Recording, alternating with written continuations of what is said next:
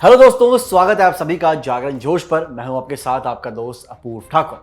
आज हम बात करने जा रहे हैं भारत की उस स्पेस एजेंसी की जिसने पूरी दुनिया में तिरंगा लहराया है। जी हां, हमारी प्यारी इसरो। लेकिन आज अंतरिक्ष से कोई खुशखबरी नहीं, बल्कि दिल्ली के गलियारों और इसरो के हेडक्वार्टर से एक बहुत ही चौंकाने वाली खबर सामने आई है।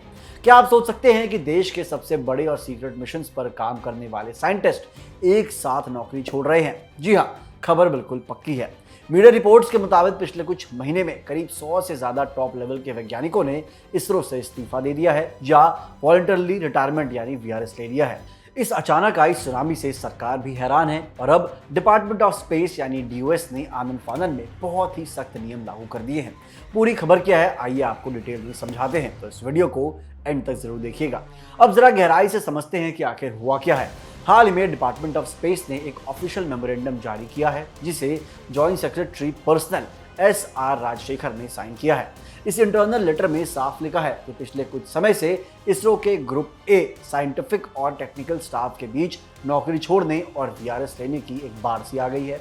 चौंकाने वाली बात तो ये है कि इनमें वो सीनियर साइंटिस्ट भी शामिल हैं जो भारत के सबसे महत्वाकांक्षी मिशन यानी गगनयान और दूसरे बड़े प्रोजेक्ट से जुड़े हुए हैं। इस मास एक्सोडस की वजह से देश के सबसे महत्वपूर्ण प्रोजेक्ट्स पर बहुत बुरा असर पड़ रहा है, जिससे सरकार की चिंताएं काफी ज्यादा बढ़ गई हैं। दोस्तों, अगर आंकड़ों की बात करें तो सूत्रों के हवाले से पता चला है कि लगभग 100 से 120 अनुभवी वैज्ञानिक हाल फिलहाल में इसरो को अलविदा कह चुके हैं।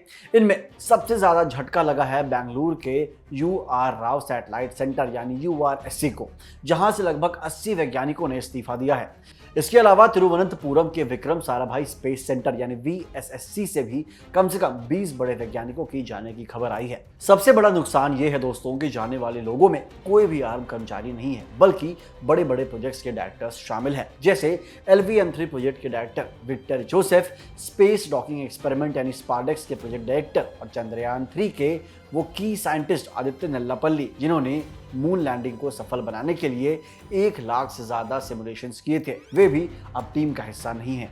इस बड़े ब्रेन ड्रेन को रोकने के लिए डिपार्टमेंट ऑफ स्पेस ने 14 जुलाई को एक बहुत ही कड़ा फैसला सुनाया है। नए ऑर्डर्स के मुताबिक अब इसरो के सेंटर्स के डायरेक्टर्स किसी भी ग्रुप ए वैज्ञानिक का इस्तीफा या वीआरएस अपनी मर्जी से यानी रूटीन तरीके से मंजूर नहीं कर पाएंगे।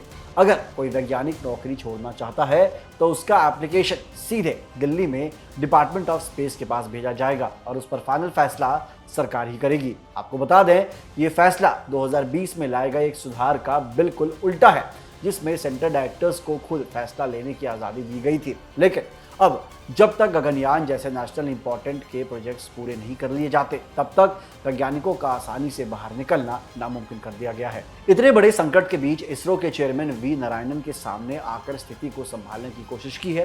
उन्होंने कहा कि किसी भी बड़ी ऑर्गेनाइजेशंस में लोगों का आना जाना एक आम बात है और इससे घबराने की कोई भी जरूरत नहीं है। उन्होंने भरोसा दिलाया कि अगर कोई सीनियर साइंटिस्ट जा भी रहा है तो उसकी जगह दूसरे काबिल लोगों को जिम्मेदारी सौंपी जा रही है और इसरो इन मिशंस को बिना रुके पूरा करने के लिए पूरी तरीके से तैयार है। हालांकि एक्सपर्ट्स का मानना है कि इसरो के पास 14,600 से ज्यादा कर्मचारी का बड़ा स्टाफ तो है, लेकिन असली चुनौती नई भर्तियां करने की नहीं, बल्कि उन सीनियर वैज्ञानिकों के सालों के मिशन स्पेसिफिक्स एक्सपीरियंस को रिप्लेस करने की है, जो चंद दिनों में तैयार नहीं किए जा सकते। कई रिपोर्ट्स तो ये भी कह रही है कि ये वैज्ञानिक इसरो छोड़कर तेजी से बढ़ रहे भारत के प्राइवेट स्पेस सेक्टर और स्टार्टअप्स का रुख कर रहे हैं, जहां पैकेज और मौके काफी बड़े हैं। तो फिर मेरे प्यारे दोस्तों, एक तरफ जहां इसरो गगनयान, चंद्रयान 4 और भारतीय अंतरिक्ष स्टेशन यानी बीएस जैसे इतिहास रचने वाले मिशंस की तैयारी कर रहा है, वहीं दूसरी तरफ इंटरनल लेवल पर अपने सबसे बड़े एसेट यानी अपने वैज्ञानिकों को बचाए रखने की ये जंग वाकई बेहद दिलचस्प और गंभीर मोड़ पर आ खड़ी हो गई है। अब देखना यह होगा कि सरकार के इन नए और कड़े नियमों से क्या ये पलायन रुकेगा या फिर वैज्ञानिकों की चिंताओं को दूर करने के लिए कुछ और बड़े कदम उठाए जाएंगे।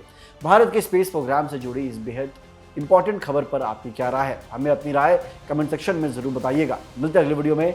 जय हिंद।